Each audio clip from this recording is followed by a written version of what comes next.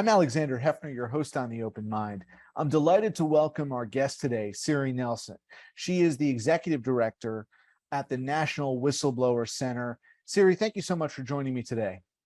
Hi, thank you for having me. So happy to be here. Let me ask you about whistleblowers. Mhm. What has changed about the act of whistleblowing now in 2022? Is it really the same that it's always been that we think of whistleblowers, or should we think about them differently? Oh, wow, that's a fantastic question. Well, whistleblowers have always been the people who have the courage to speak up for what's right. That hasn't changed throughout time. How we refer to them, though, has changed. And I'm really proud to say that National Whistleblower Center has always had a big role to play in that. So whistleblowers in the past have been perceived in a very negative light, words like snitch, rat, tattletale. This is something that we fought against on a cultural level. And we've been able to elevate whistleblowers to where they belong, which is as heroes, courageous, people who are really saving the days, first responders. So it's a great change to see happening.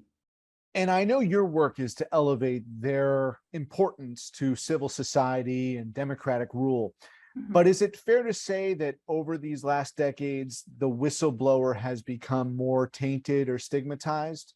Well, I mean, it really depends on which context you're talking about. So I think whistleblowers are definitely always tainted when they are going against those who are in power.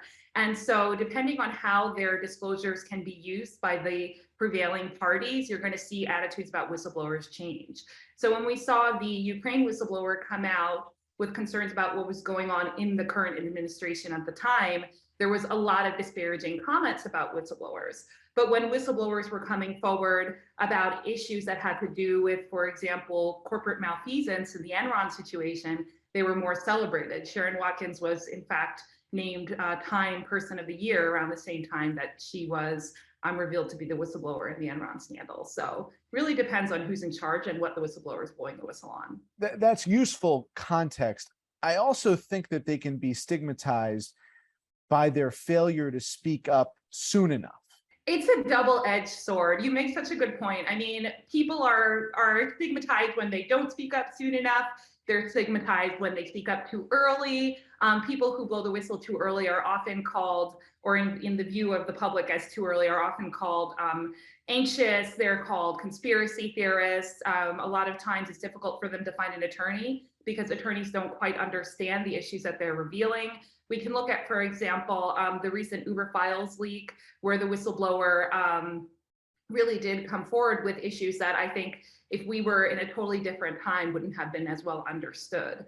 So yeah, we definitely. When you think of the history, though, I mean, I think that there is certainly an art to it and there's a substance to it in the sense of demonstrable evidence of wrongdoing or malfeasance at a level to impact a scale of society. And of course, the classic example to me has always been the insider.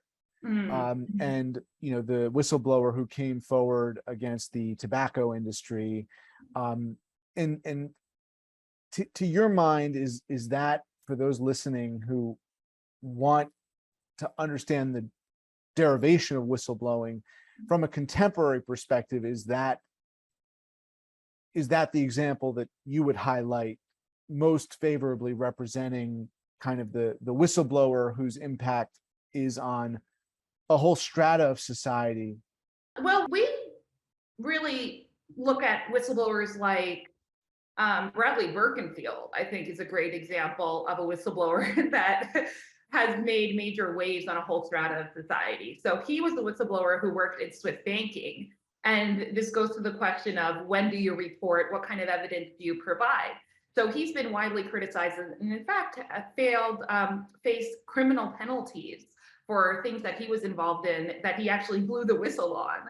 And a lot of people would believe that he blew the whistle too late.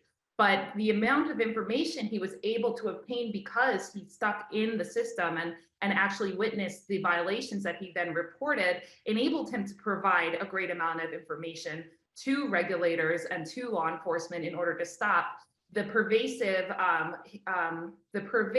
use of hidden beneficiaries in Swiss banking. And so this actually completely changed the Swiss banking system. It's really influenced the way global banking works. It influences the way the IRS has policed the ways in which criminals use foreign banks in order to conceal their proceeds of their crimes and engage in money laundering.